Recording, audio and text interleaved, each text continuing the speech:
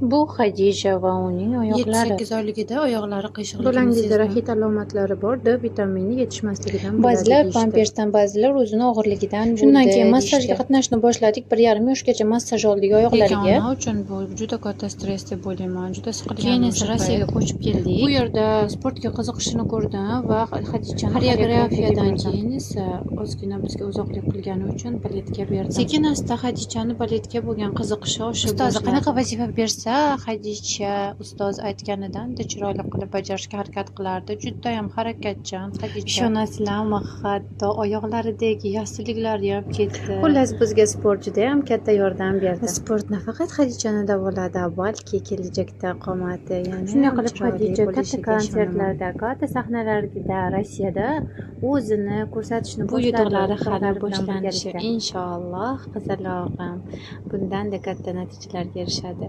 Buni o'zi ham biz uchun eng katta natija. Allohga behisob shukrlar bo'lsin.